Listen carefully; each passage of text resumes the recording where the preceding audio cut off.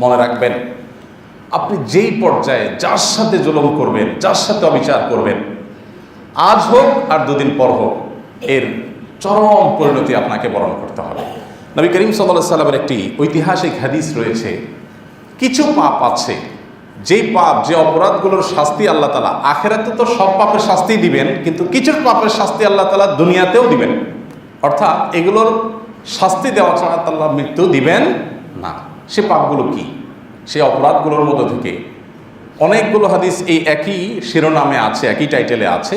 তার সবগুলো হাদিসে রিপিটেডলি একটা কথা বারবার উঠে আসছে, সেটা হলো আয-যুলমু ওয়াল বাগয়ু, মানুষের প্রতি অবিচার, সীমালঙ্ঘন, অত্যাচার এমন একটা জিনিস যে আল্লাহ তাআলা অত্যাচারীকে তার অত্যাচারের ফল দুনিয়াতে ভোগ করায়া তারপর ছাড়েন। আখিরাতের শাস্তি তো আছেই। আয-যুলমু যুলুমাতুন ইয়াওমাল কিয়ামা। আমরা সবসময় একটা কথা বলি, একটা হাদিস এই মিম্বরে কতবার যে আমি বলেছি, নবী করিম সাল্লাল্লাহু আলাইহি ওয়াসাল্লাম বলেছেন, হাদিসে কুদসিতে আল্লাহ বলেছেন, ইন্নী হারামতু যুলমা আলা নাফসি, হে আমার বান্দারা, আল্লাহ বলছেন যে আমি নিজের প্রতি, অর্থাৎ আল্লাহ তার নিজের প্রতি নিজে কারোর প্রতি জুলুম করাকে হারাম করে দিয়েছেন। যে আল্লাহ চাইলে সব কিছু করতে পারেন, কিন্তু আল্লাহ জুলুম করবেন না। আল্লাহ চাইলে যা খুশি তা করতে পারেন, কিন্তু কারোর প্রতি আল্লাহ অবিচার করবেন। ফালা তাজালামু, অতএব খবরদার কেউ তোমরা একে অন্যের প্রতি জুলুম করো না। এতদিন যাদের শক্তি ছিল তারা জুলুম করেছে, এখন আপনার শক্তি আসছে, এখন আপনি জুলুম করবেন। এ হলো আমাদের চরিত্র। আল্লাহ সুবহানাহু ওয়া তাআলা কোরআনে কারিমে বিভিন্ন জায়গায় জুলুমের ব্যাপারে আমাদেরকে সাবধান করেছেন, সতর্ক করেছেন। যারা জুলুম করে, যখন করে তখন সে দরাকে সরা মনে করে, কিন্তু আল্লাহ সুবহানাহু ওয়া তাআলা জুলুমের শাস্তি দুনিয়াতে দেন। জুলুমের শাস্তি দুনিয়াতে, পৃথিবীর ইতিহাসে সর্বপ্রথম জুলুম, সর্বপ্রথম অবিচার পৃথিবীতে যে করেছে তার নাম কি? আদম আলাইহিস সালামের ছেলে কাবিল। কাবিল জুলুম করেছে কার প্রতি? তার ভাই হাবিলের প্রতি। তাকে হত্যা করেছে অন্যায়ভাবে। এই যে অন্যায়ভাবে হত্যা করেছে, পৃথিবীর ইতিহাসে প্রথম জুলুম হয়েছে, মানুষদের মধ্যে প্রথম জুলুমের ঘটনা ঘটেছে। আল্লাহ রাব্বুল আলামিন কাবিলের মুখোশকে উন্মোচন করে দিয়েছে। কাবিলের হত্যাকাণ্ডের ঘটনা কত হাজার বছর আগে সেটা আমরা কেউ জানি না। এত আগে প্রথম মানবের সন্তান আদম আলাইহিস সালামের ছেলে অপরাধ করেছে সে তখন, কিন্তু কোরআনে আল্লাহ তাআলা আয়াত নাযিল করেছেন। কোরআনে আল্লাহ তাআলা আয়াত নাযিল করে শেষ জামানার মানুষকেও সতর্ক করছেন যে কাবিল কিন্তু এই অপকর্ম করেছিল, এই নিকৃষ্ট কর্ম সে করেছিল। তার মানে জালেমের অপমান, তার লাঞ্ছনা, তার অপদস্থ, এটা আল্লাহ রাব্বুল আলামিন করেন শুধুমাত্র তার যুগে না, কোনো কোনো ক্ষেত্রে যুগ যুগ ধরে তার অপমান চলতে থাকে। এই জন্য যে সমস্ত পাপের শাস্তি দুনিয়াতে হয়, এর ভিতরে একটা হলো জুলুম। আমাদের এই বিষয়ে সতর্ক থাকতে হবে। আমরা কারোর জুলুমের প্রায়শ্চিত্ত দেখে খুব মজা নেই, কিন্তু আমি নিজেও আমার জায়গায় হয়তো কারো না কারোর প্রতি জুলুমে লিপ্ত। নিজের জুলুমের ব্যাপারে আমাদের একেবারেই কোনো নজর থাকে না। বিশেষ করে বাংলাদেশের মানুষের মধ্যে যে হুজুগে ভাব একটু বেশি, আমরা আরেকজনের পরিণতি দেখে খুব হাতে তালি দেই, কিন্তু নিজের পরিণতিও যে একই রকম হতে পারে নিজের কৃতকর্মের কারণে, সেটা আমরা বেমালুম ভুলে থাকি।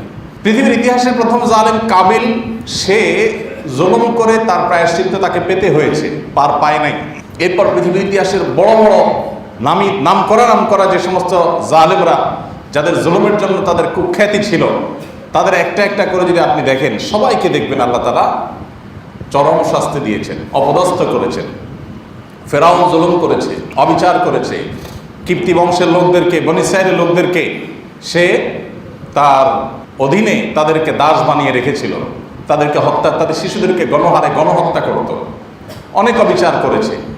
এবং দীর্ঘকাল আল্লাহ তাআলা তাকে শাসনের সুযোগ দিয়েছেন, দীর্ঘকাল সে ক্ষমতায় ছিল, নিজেকে সে আল্লাহ দাবি করে বসলো। আল্লাহ তাআলা তাকে শুধুমাত্র নদে ডুবিয়ে শেষই করেন নাই।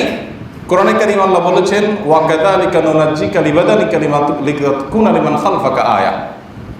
হে ফেরাউন, তুমি যে জুলুম করেছ, দম্ভ দেখিয়েছ, তোমার পরিণতি, তোমার এই ধ্বংসাবশেষ, এটা দেখার ব্যবস্থা আমি করে দিয়েছি পৃথিবীবাসীকে। কিয়ামত পর্যন্ত তোমার শরীর পচবে না, গলবে না, এটার সংরক্ষণের ব্যবস্থা আমি করে দিয়েছি, যাতে করে পরবর্তীতে যারা আসবে সবাই তোমার এখান থেকে শিক্ষা গ্রহণ করতে পারে।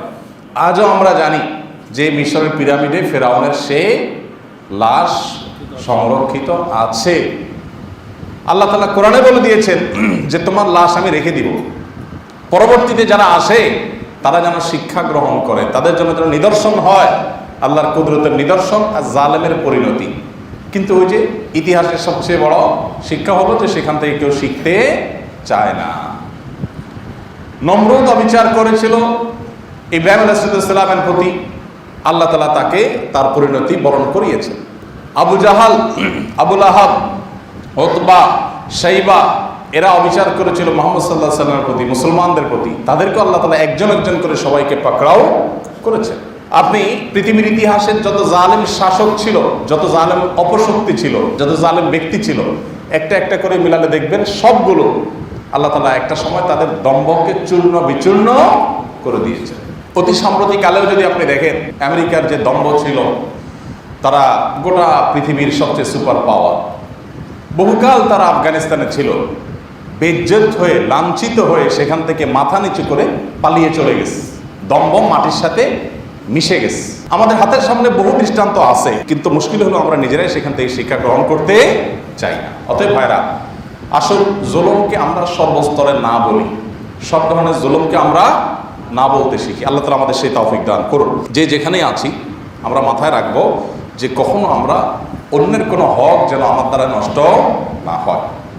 যদি হয়, দুনিয়াতে যেমন আমার রক্ষা নাই, আখিরাতেও রক্ষা নাই, দুনিয়া আখিরাত উভয়টাই ধ্বংস হবে। আল্লাহ তাআলা কোরআনে কারিমে স্পষ্ট করে বলেছেন, আলা লানাতুল্লাহি আলা যালিমিন। জেনে রাখবে আল্লাহর রহমত, আল্লাহর অনুগ্রহ থেকে জালেমরা বঞ্চিত হয়ে যায়, তারা আল্লাহর রহমত লাভ করবে না।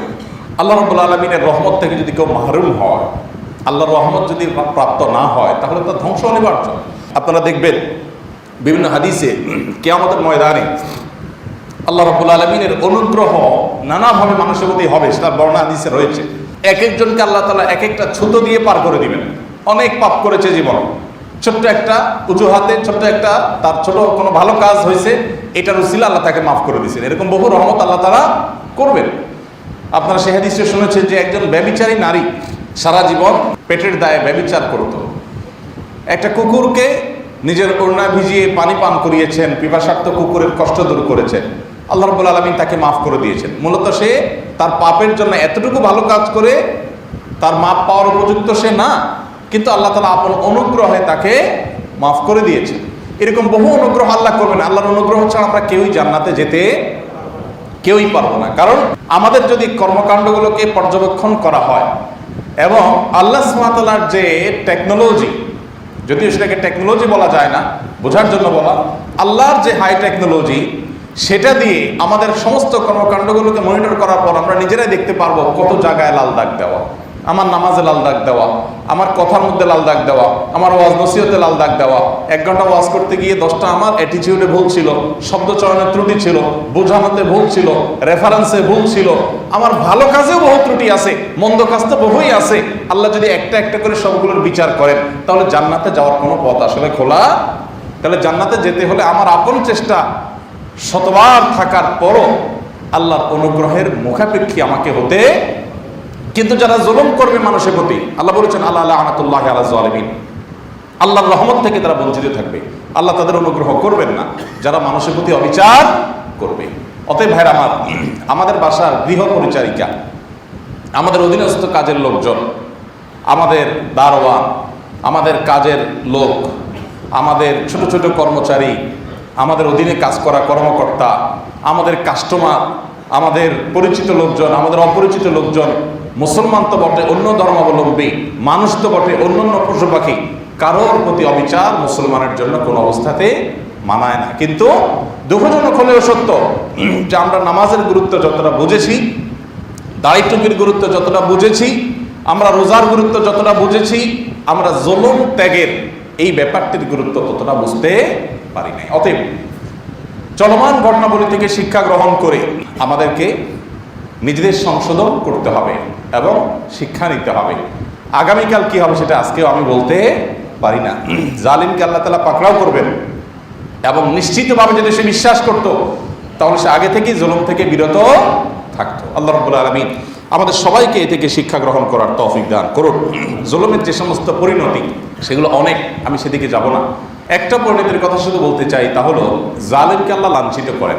জুলুম আপনি যেভাবেই করেন, আর যেন অর্থ আত্মসাৎ করে জুলুম করেন, টর্চার করে জুলুম করেন, অবিচার করে জুলুম করেন, লাঞ্ছনা আপনাকে পেতেই হবে। আপনি হয়তো এখন পার পেয়ে যাচ্ছেন, 2 বছর পর, 10 বছর পর, 20 বছর পর। মনে রাখবেন, যার প্রতি আপনি জুলুম করেছেন হয়তো সেও ভুলে গেছে, তারও মনে নাই যে কখন আপনি জুলুম করেছেন।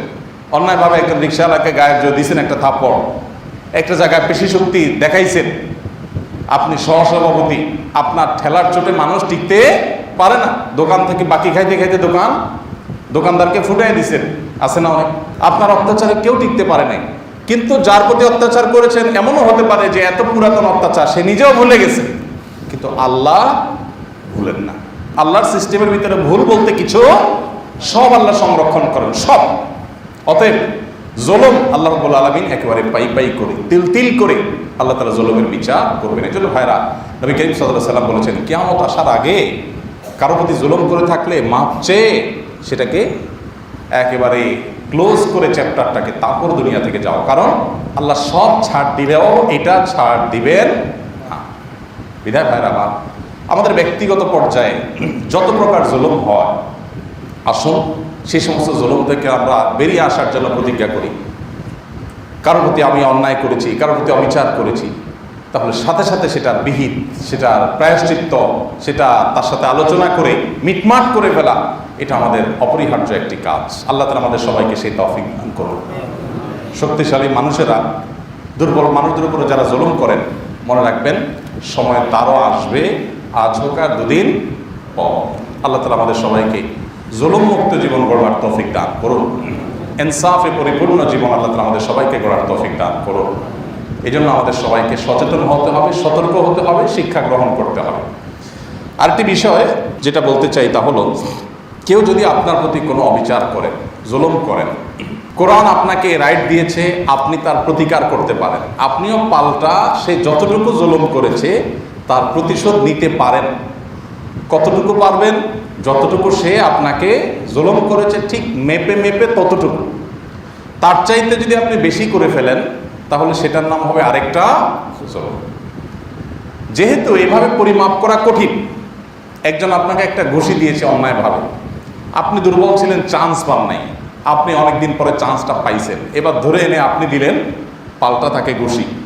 এখন আগের ঘুষিটা যতটা ওজনের ছিল, ওইটার যতটা ওয়েট ছিল, আপনারটার ওয়েটটা একটু বেশি হয়ে গেছে। সাধারণত প্রতিশোধ পরায়ণতা থেকে মানুষ যখন কিছু করে তখন সেটা অ্যাকশনের চাইতে রিয়াকশনটা একটু বেশিই হয়। তাহলে মনে রাখবেন কিয়ামতের ময়দানে আবার আপনি জালিমের কাতারে দাঁড়িয়ে যেতে হবে আপনাকে। এই জন্য আল্লাহ বলেছেন, ফাইন আকাবতুম ফাআকিবু বিমিথলি মা উকিবতুম বিহি ওয়ালা ইন সাবারতুম লাহু খায়রুল লিস-সাবিরিন। যদি তোমার কারোর জুলুমের বিহিত করতে গিয়ে, প্রতিকার চাইতে গিয়ে, করতে গিয়ে তুমি যদি তাকে কষ্ট দিয়েছে, তুমিও তাকে যদি কষ্ট দিয়ে তোমার অধিকার আদায় করতে চাও, তাহলে যতটুকু সে করেছে তুমি ততটুকু করতে পারবে। যেহেতু এই কাজটা খুব কঠিন, এত মেপে মেপে দেওয়া তো যায় না, এই জন্য আল্লাহ বলেছেন ওয়ালা ইন সাবারতুম, আর যদি তোমরা সবর করো যে ঠিক আছে সে করছে, আমি তাকে হয় মাফ করে দিই বা আল্লাহর উপর ন্যস্ত করি, আমি তার এই প্রতিশোধের দায় নিতে যাব না, যেহেতু এখানে কম বেশি হয়ে গেলে আমি আবার ধরা খেতে যাব, সো আমি ধৈর্য ধারণ করলাম। যদি এটা করতে পারো, আল্লাহ বলেছেন লাহু খায়রুল লিস-সাবির, এটা তোমার জন্য সবচেয়ে উত্তম, সবচেয়ে বেস্ট, যে তুমি এটা করতে পারো যে আমি প্রতিশোধ পরায়ণ হলাম না। মানুষ সৃষ্টিগতভাবে আমাদের মধ্যে প্রতিশোধ পরায়ণতা আছে। কিছু মানুষ আছে তাদের মধ্যে প্রতিশোধ পরায়ণতা একটু বেশি। এই প্রতিশোধ নিতে গিয়ে যখন সীমা ছাড়িয়ে চলে যায় তখন তাকে আবার জালেমের কাতারে আসতে হবে। এই জন্য ভাইরা, আজকের আমাদের দ্বিতীয় বার্তা হলো, আসুন প্রতিশোধ পরায়ণতা, হিংস্রতা এবং ক্ষোভ, জেদ, এগুলোকে আমরা সংবরণ করতে শিখি, তবে আমরা ইনশাআল্লাহ আল্লাহর কাছে প্রিয় পাত্র হতে পারবো। ক্ষমা এমন একটা আমল, কোরআনে কারিমে আল্লাহ রাব্বুল আলামিন মুত্তাকিদের বৈশিষ্ট্য উল্লেখ করতে গিয়ে বলেছেন ওয়াল আফিনা আনিন নাস, যারা মানুষকে ক্ষমা করতে জানে, আল্লাহর জন্য ক্ষমা করে দেয়, আল্লাহ রাব্বুল আলামিন তারা তাদেরকে মুত্তাকি হিসাবে গণ্য করেছেন। তারাই হলো আল্লাহ বিরু, তারাই হলো প্রকৃত অর্থে ভালো মানুষ। এবং মুত্তাকি যারা আল্লাহর ওয়াস্তে মানুষকে ক্ষমা করে দেয়, আল্লাহ তাআলা নিজেও তাদেরকে ক্ষমা করে দেন। ঐতিহাসিক একটি ঘটনা অনেকে হয়তো বারবার শুনে থাকবেন। আল্লাহর এক প্রিয় বান্দা, তার একজন অধীনস্থ একটা ভুল বারবার করছিল। তো একাধিকবার তাকে মাফ করার পর যখন একবার পাকড়াও করেছেন যে এবার তোমার একটা শাস্তি হতেই হবে, তুমি একই ভুল কেন এতবার করেছো, বারবার তোমাকে বলা লাগছে, তখন সে এই লোকটি বলল যে দেখো, আল্লাহর কাছে আপনি একই অপরাধের মাফ কয়বার চান? একই অপরাধ করে, একই ভুল করে, একই পাপ করে আল্লাহর কাছে একবার মাপ চেয়ে পরের বার বলেন না মাপ যে কয়বার চাবো, থাক তাহলে আমি মাপ না চাই, এরকম করেন কিনা? নিশ্চয়ই করেন না। আপনি একই অপরাধ বারবার হলে বারবার আল্লাহর কাছে মাপ চান এবং আশা করেন যে আল্লাহ তাআলা আপনাকে বারবার মাফ করবে। তো আল্লাহর কাছে যদি বারবার ক্ষমার আশা করেন, তো আপনি আল্লাহর বান্দাকে বারবার ক্ষমা করতে কেন কার্পণ্য করছেন? ভাইরা আমার, অতএব মানুষকে ক্ষমা করতে পারা এটা অনেক বড় একটা গুণ, এটার জন্য বড় একটা কলিজা লাগে। কারোর প্রতি ক্ষোভ জেদ রাখলে নিজেরই কষ্ট হবে, আপনারই অন্তরে কষ্ট হবে। আর যদি ফ্রি হয়ে যান সহজ। এটা অবশ্য ভ্যারি করে, সব সময় এটা সম্ভবপর হয় না বা সবসময় এটা উচিত হয় না। কোনো কোনো অপরাধের শাস্তি তার নিশ্চিত করতে হয়, না হলে সে অন্যদের প্রতি অবিচার করে, জুলুম করে, সেটা অবস্থার উপর নির্ভর করবে। তবে সাধারণ অবস্থাতে জুলুম যদি শুধু ব্যক্তি পর্যায়ে থাকে, তাহলে সেটাকে যদি মানুষ ক্ষমা করতে পারে, সেটা হয় আল্লাহর কাছে সবচাইতে উত্তম এবং সবচাইতে ভালো। অতএব প্রতিশোধ স্পৃহা এটা ত্যাগ করে আমাদেরকে ক্ষমার মানসিকতা লালন করতে হবে। দেখুন, নবী করিম সাল্লাল্লাহু আলাইহি সাল্লাম যখন মক্কা বিজয় করলেন, মক্কা যখন পুনরায় তিনি দখল করলেন, তার নিজের মাতৃভূমি যখন নিজে তিনি বুঝে পেলেন, তাকে যখন অন্যায়ভাবে তার মাতৃভূমি থেকে বের করে দেওয়া হলো, তিনি যখন মাতৃভূমিকে স্বাধীন করলেন, তিনি কিন্তু কোনো প্রতিশোধ নেন নাই। পৃথিবীর ইতিহাসে এরকম আরেকটি ঘটনা পাওয়া কঠিন। মক্কার ইতিহাস, নবী করিম সাল্লাল্লাহু আলাইহি ওয়াসাল্লামের সাথে কি করা হয়েছিল, সাহাবীদের সাথে কি আচরণ করা হয়েছিল, সেগুলো আমরা কে না জানি। নবী করিম সাল্লাল্লাহু আলাইহি ওয়াসাল্লাম যেখানে তাকে গালমন্দ করাটা এত বড় অপরাধ যে ক্ষমার যোগ্য, এবং ইসলামী শরিয়ার দণ্ডবিধিতে নবী সাল্লাল্লাহু আলাইহি ওয়াসাল্লামকে কেউ মুখ দিয়া কটু কথা বললে তার সর্বোচ্চ শাস্তি মৃত্যুদণ্ড। অনেক উলামা ইকরাম বলেছেন এটা সে তওবা করলে মাফ হবে না, আবার অনেকে বলেছেন তওবা করলে মাফ হবে। যাই হোক, তো এইরকম একটা অপরাধ, এরকম একটা গুনাহ, এরকম একটা পাপাচার, নবী সাল্লাল্লাহু আলাইহি ওয়াসাল্লামের ব্যাপারে মুখে কটু কথা বলা, সেই নবীকে মক্কায় আপনারা জানেন যে তাকে শারীরিকভাবে ফিজিক্যাল টর্চার করা হয়েছে, তার মুখে থুতু মেরে দেওয়া হয়েছে, আপনার আমার না, মুহাম্মদ সাল্লাল্লাহু আলাইহি ওয়াসাল্লামের। তিনি যখন সিজদায় গেছেন, ওটের নাড়ি বুড়ি, ময়লা নোংরা এগুলো এনে তার পিঠের উপরে চাপা দিয়ে রাখা হয়েছে। কতভাবে তাকে টর্চার করা হয়েছে। বেলাল রাদিয়াল্লাহু তাআলা আনহুকে উত্তপ্ত পাথরে, মরুভূমিতে সৌদিতে যারা গিয়েছেন, মিডল ইস্টে যারা গিয়েছেন তারা জানেন সেখানকার গরমের অবস্থা কি। এখন তো সেখানে কিছু সবুজ আছে, তখন এই সবুজ ছিল না, তখন গরম কেমন ছিল। সেই গরমে উত্তপ্ত পাথর আর জ্বলন্ত আগুনের ভিতরে কোনো পার্থক্য নাই, এত গরম থাকে। এই উত্তপ্ত পাথরের উপরে তাকে শুইয়ে রেখে নিচে গরম পাথর, উপরে আরেকটা গরম পাথর দিয়ে চাপা দিয়ে এমনভাবে রাখা হতো যে শরীর থেকে চামড়া গলে রক্ত বের হয়ে সেই পানি পড়ে পাথর ঠান্ডা হয়ে যেত, তিনি সেন্সলেস হয়ে যেতেন। আমরা এখন আজকাল আয়নাঘরের কথা শুনি, এটা তখনকার আয়নাঘর ছিল। যারা এই সমস্ত অবিচার করেছে, জুলুম করেছে, আল্লাহ তাদের সবাইকে নির্মম পরিণতি বরণ করতে বাধ্য করেছে। এক একজন সাহাবী, সুমাইয়া রাদিয়াল্লাহু তাআলা আনহা একজন নারী, কি নির্মমভাবে বর্ষার আঘাতে তাকে হত্যা করা হয়, শাহাদাত বরণ করতে হয়। তার ছেলেরও করুণ পরিণতি বরণ করতে হয়, পুরো পরিবারকে করুণ পরিণতি বরণ করতে হয়। এতগুলো ঘটনা, এবং প্রত্যেকটা মুসলমানের প্রতি অবিচার, মুসলমানদের বাধ্য করা হয় যে না, এই দেশ তোমরা থাকতেই পারো না, এই দেশটা তোমাদের না। কথায় কথায় এই দেশটা তোমাদের না, বের হও তোমরা। নবী সাল্লাল্লাহু আলাইহি ওয়াসাল্লাম সাহাবীদের নিয়ে ধীরে ধীরে একরকম পালিয়ে আত্মগোপন করে নিজের মাতৃভূমি থেকে চলে যেতে বাধ্য হয়েছিলেন। এই পরিস্থিতির পর কি হলো, নবী সাল্লাল্লাহু আলাইহি ওয়াসাল্লাম যখন মক্কা বিজয় করলেন, পরিষ্কারভাবে বলে দিলেন, লা তাসরিবা আলাইকুমুল ইয়াউম, আজ কোনো প্রতিশোধ নয়। কারোর প্রতি প্রতিশোধ পরায়ণ হলেন না, কাউকে তার কৃতকর্মের জন্য নতুন করে তার উপরে প্রতিশোধের স্পৃহা এটা চরিতার্থ করলেন না, সবাইকে ক্ষমা করলেন, সাধারণ ক্ষমা ঘোষণা করলেন, ইতিহাস সৃষ্টি করে দিয়েছেন। ভাইরা আমার, আমরা সেই নবীর উম্মত, সেই মোহাম্মদ সাল্লাল্লাহু আলাইহি ওয়াসাল্লামের উম্মত। বিধায় আমাদেরকে দায়িত্বশীল আচরণ করতে হবে এবং মানুষকে ক্ষমা করতে জানতে হবে, মনটাকে বড় করতে হবে এবং সংকীর্ণ মনা হওয়া থেকে দূরে থাকতে হবে। প্রতিশোধের স্পৃহা রাখা যাবে না, ক্ষমার মানসিকতা রাখতে হবে। আল্লাহ আমাদের সবাইকে সেই তৌফিক দান করুন। আরেকটা বিষয় বলতে চাই, সেটা হলো আমাদের দেশের সম্প্রতি আপনারা শুনেছেন যে সংখ্যালঘুদের উপরে নানাভাবে আক্রমণ করা হয়েছে। এই ঘটনা সত্য, কিছু কিছু ঘটনা ঘটেছে, এটি একেবারে অসত্য নয়। খুলনার একটা ডুমুরিয়ার একটা হিন্দু পরিবার, তাদের আত্মীয়দের বাড়িতে আঘাত করা হয়েছে, তাদের বাড়িতে আঘাত করার প্রস্তুতি নেওয়া হচ্ছে। তারা যোগাযোগ করলো আমার সাথে, আর্মির একজন মেজরের মাধ্যমে আমার সাথে যোগাযোগ করলো। আমরা সাথে সাথে কয়েকজন ভাইকে দায়িত্ব দিলাম, কয়েকটা টিম সেখানে কাজ করলো। আমাদের ফাউন্ডেশনের সেখানে যারা সেবা আছেন প্রতিনিধি, তাদেরকে বলা হলো। আলহামদুলিল্লাহ পরবর্তীতে তারা গিয়ে তাদের পাশে দাঁড়িয়েছে এবং কোনো মতে তাদের রক্ষা করা হয়েছে। বিভিন্ন ব্যক্তিবর্গ এই দিনগুলোতে বহু লোক আমাদের কাছে ফোন করেছেন, প্রশাসনের অনেক ব্যক্তিরা ফোন করেছেন যে ভাই আপনারা কিছু একটা করেন, কিছু একটা বলেন। আমরা আমাদের ক্ষুদ্র সাধ্য অনুযায়ী চেষ্টা করেছি এবং সারা দেশের সকল ওলামা ইকরাম সোচ্চার হয়েছে। মসজিদে মসজিদে মাইকে মাইকে ঘোষণা দেওয়া হয়েছে এবং আপনারা জানেন মাদ্রাসার ছাত্ররা তারা মন্দির পাহারা দিয়েছে। চট্টগ্রামে হাটহাজারী মাদ্রাসার ছেলেরা, হাটহাজারী মাদ্রাসার ঠিক সাথেই ওয়াল ঘেঁষা একটা মন্দির আছে। মাদ্রাসা যেরকম প্রাচীন, ওই মন্দিরটা অনেক প্রাচীন। সেসব মন্দির তারা পাহারা দিয়েছে, দেশের সর্বস্তরের মানুষ আলহামদুলিল্লাহ পাহারা দিয়েছে। তো এই যে সংখ্যালঘুদের উপরে আক্রমণ, এটা তো আসলে রাজনীতির অংশ। আমরা সবাই জানি, ওপেন সিক্রেট, যখন কেউ কোনো সুবিধা নিতে চায় তখন এদেরকে মেরে পৃথিবীর মানুষের নজর তারা কাটতে চায়, দৃষ্টি আকর্ষণ করতে চায় যে দেখো এরা সংখ্যালঘুদেরকে মারছে। তো এই অপচেষ্টা আলহামদুলিল্লাহ রুখে দেওয়া হয়েছে। এটার জন্য সর্বস্তর ওলামা ইকরামের ক্রেডিট দিতেই হবে তাদেরকে, যে তারা সবাই সোচ্চার হয়েছেন, কথা বলেছেন। পরিচিত মুখ যে সমস্ত আলেমরা আছেন দেখবেন সবাই সংখ্যালঘুদের নিরাপত্তার ব্যাপারে কথা বলেছেন, বক্তব্য দিয়েছেন। আমরা অনবরত বলার চেষ্টা করেছি যাতে তাদের উপরে কোনো আঘাত না হয়। আলহামদুলিল্লাহ দেশের সর্বস্তরের মানুষ সজাগ ছিলেন এবং তাদের উপরে কোনো আঘাত হয়নি। কোনো আঘাত হয়নি বললে ভুল হবে, যেইভাবে আঘাত করতে চেয়েছে সেটা হয়নি, তবে কিছু কিছু জায়গায় তো ঘটেছে।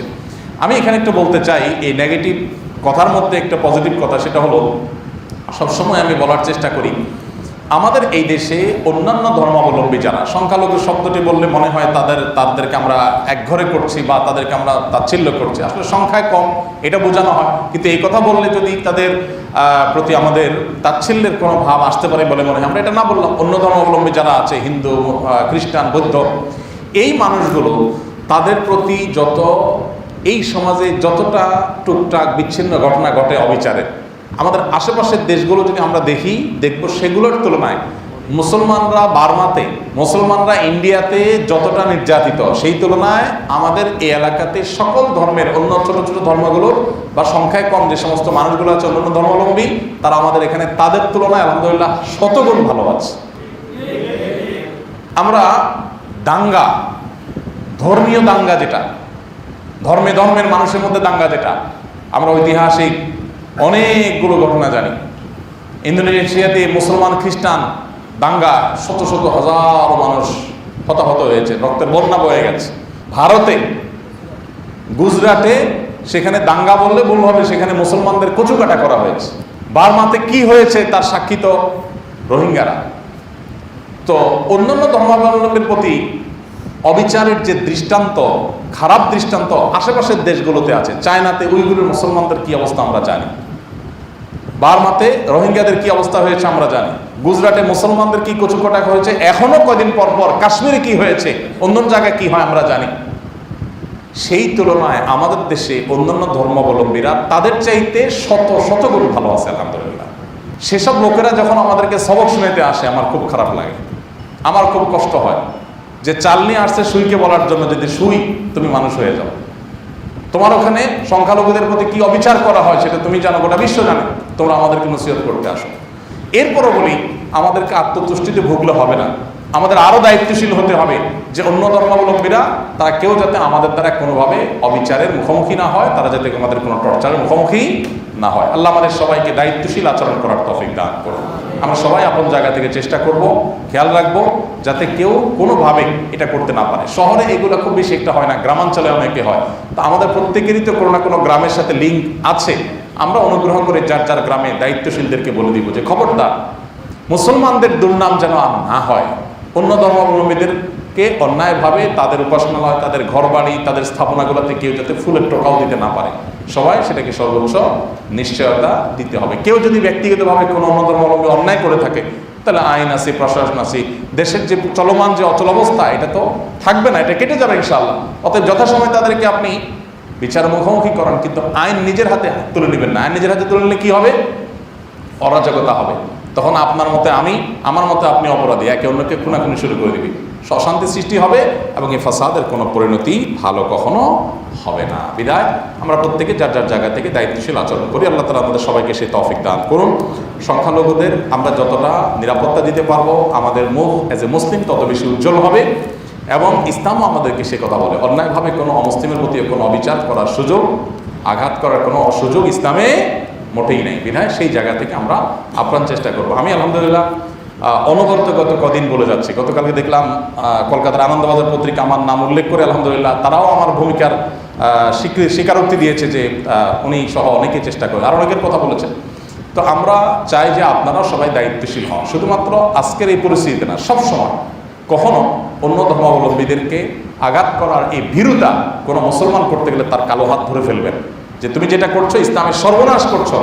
আমার নবীর সুন্দর আচরণ দেখে অন্য ধর্মাবলম্বীরা সব মুসলমান হয়েছে, আর তোমাদের অবিচার দেখে তারা ইসলামের প্রতি ঘৃণা আরো তাদের বাড়বে। বিধায় আইন কখনো যেন কেউ নিজের হাতে তুলে না নেয়। সর্বোপরি নতুন যে সরকার গঠন হলো, যারা শপথ নিলেন, আমরা দোয়া করি আল্লাহ তাআলা তাদেরকে হেদায়েতের উপর রাখুন, তাদেরকে আল্লাহ তাআলা সঠিক পথে রাখুন। এদেশের মানুষের যে জেদ, যে ক্ষোভ, যে কষ্ট, যে দুঃখ, সেটা লাঘবের জন্য যে নতুন করে মানুষ স্বপ্ন দেখতে শুরু করেছে, এই স্বপ্নটা যেন ধূলিসাৎ হয়ে না যায়। তারাও যেন সে আগের হাল যেভাবে গেছে ওইভাবে যেন তারা না চলে। আল্লাহ তাআলা তাদেরকে সে হেদায়েত দান করুন। তবে তারা একা আসলে কোনোদিনই আমাদের দেশটাকে পরিবর্তন করতে পারবে না। এদেশে যে অপশাসন, এদেশের যে অন্যায় অবিচার, এটা দূর করার জন্য আমাদের প্রত্যেককে তাদের সহযোগিতা করতে হবে। প্রত্যেককে যার যার জায়গা থেকে অন্যায়ের বিরুদ্ধে জিরো টলারেন্স করতে হবে। আপনি নিজেই যদি কোনো কাজের জন্য তদবির শুরু করেন, আপনি নিজেই যদি কোনো কাজের জন্য মামু খালু ধরা শুরু করে দেন, তাহলে দেশটা কখনোই সুন্দর হবে না। আমাদের পরে স্বাধীন হওয়া দেশে আমরা চাকরগিরি করতে যাওয়ার জন্য তাদের কাছে সিরিয়াল ধরে আমাদের মন্ত্রীরা ধর্ণা দিয়ে বসে থাকে যে এখান থেকে কিছু চাকর নেন, চাকর হিসাবে একটু আমাদেরকে নেন, কিছু ভিসা দেন আমাদের দেশ থেকে। আমাদের পরে স্বাধীন হওয়া এরকম দেশ আছে না নেই? অথচ আমাদের দেশে 50 বছর পেরিয়ে গেলেও এক ঢোক নিরাপদ পানির ব্যবস্থা কোনো সরকার করতে পারেনি। এতগুলো সরকার আসছে গেছে, আপনি নিশ্চিন্তে পানি ডকডক করে গিলবেন, কোনো টেনশন নাই। এরকম কোনো পানি আছে থাকলে নাম বলেন আমাকে, যে অমুক পানি শতভাগ টেনশন মুক্ত পারবেন, যে কোনো জায়গায় যাবেন আপনি নিশ্চিন্তে আপনি পানি খেতে পারবেন। পৃথিবীর অনেক দেশ আছে টেপের পানি খায়, আলাদা কোনো পানি নাই, এত হেলদি এবং এত নিশ্চিন্ত যে টেপের পানি খায়। আমার বাসায় তিনজন কয়দিনের মধ্যে জন্ডিসে আক্রান্ত, 19,000 টাকা খরচ করে, না জানা 20-21,000 টাকা খরচ করে ICDDRB দেখে আমি পরে পানি টেস্ট করার জন্য দিয়েছি, কয়েকদিন পর রেজাল্ট দিবি। অর্থাৎ এক ঢোক নিরাপদ পানি যে কোনো জায়গায়, বাংলাদেশের যে কোনো জায়গা থেকে নিশ্চিন্ত আপনি পানি পান করবেন, এরকম এক ঢোক নিরাপদ পানির ব্যবস্থায় দেশে 50 বছরে কোনো সরকার করতে, নিশ্চিন্তে যে কোনো দোকান থেকে কোনো একটা খাবার কিনে আপনি খাবেন, মুদি দোকান থেকে, ফুডের দোকান থেকে, নিশ্চিন্তে যে হেলদি খাবার, আপনার কোনো অসুবিধা হবে না। আপনি একটা আম কিনে খাবেন, কোনো ভয় নাই, কোনো খারাপ কিছু থাকবে না। আপনি একটু কিছু ভাজা পোড়া কিছু খাবেন, সেখানে খারাপ কিছু দিবে না। এরকম নিশ্চিন্তে খাবারের মতো কোনো একটা খাবারের আইটেম এদেশে 50 বছরে কোনো সরকার নিশ্চিত করতে পারে নাই। এটা কি অসত্য না সত্য? আমাদের জীবনের নিরাপত্তা নাই, আমাদের কোনো কিছু নেই। আমি একটা কথা বলি, যতটুকু উন্নতি এদেশে হয়েছে তার সবটুকু সাধারণ মানুষের প্রচেষ্টা হয়েছে। কোনো সরকারের প্রচেষ্টায় এই উন্নতি হয়নি, সাফ কথা। কিছু কিছু অংশগ্রহণ তাদের আছে অবশ্যই, কিন্তু ডেফিনেটলি দিন শেষে প্রবাসীদের রেমিটেন্স, গার্মেন্টস সেক্টরের ব্যবসায়ীদের টাকা দিন শেষে এগুলা উন্নতি করেছে। বরং দুর্নীতির মাধ্যমে, অপশাসনের মাধ্যমে যতটুকু ক্ষতি হয়েছে ততটুকু তারা করেছে। এটা এককভাবে আমি কোনো সরকারকে দায় দিচ্ছি না, যতগুলো সরকার গেছে কম বেশি সবাই দায় আছে। এই অবস্থার আমরা পরিবর্তন চাই কি চাই না? সবাই চাই। যদি চাই তাহলে আমার নিজেকে সোজা রাস্তায় আমি গাড়িটা সঠিকভাবে চালাইতে হবে, বাইকটা আমি সঠিক ট্র্যাকে চালাইতে হবে, আমি নিজে ময়লাটা যেখানে সেখানে ফেলতে পারবো না, আমাকে দায়িত্বশীল হতে হবে। আমরা সবাই চাই, কিন্তু আমি নিজে করতে রাজি না। আমরা চাই যে আমাদের কিছু ইয়াং ছেলে ফেলে তারা এখন আসছে, তারা কোনো একটা মন্ত্র বলে ফুদে আর আমার দেশটা সিঙ্গাপুর হয়ে যাবে। এটা কি সম্ভব? আমরা যদি নিজেরা সিঙ্গাপুরি মানসিকতা না রাখি তাহলে দেশ কোনোদিনই সিঙ্গাপুর হবে না, দেশ কখনো ভালো হবে না। অতএব এই অপশাসন এটা দূর করার জন্য রুট প্যানেল থেকে একদম আমাদের ঘর বাড়ি থেকে শুরু করতে হবে, মহল্লা থেকে শুরু করতে হবে। জুলুমকে সর্বস্তরে আমরা না করব, জালেম যেখানে হোক তার হাতকে আমরা থামিয়ে দেবো ইনশাআল্লাহ। চেষ্টা করা যাবে না, কোথাও কোনো জুলুম হতে দেওয়া যাবে না। আল্লাহ তাআলা আমাদের সবাইকে সেই অবস্থায় যাওয়ার তৌফিক দান করুন, সেই পরিস্থিতি আল্লাহ তাআলা আমাদের সবাইকে দান করুন। জাযাকুমুল্লাহ খাইর।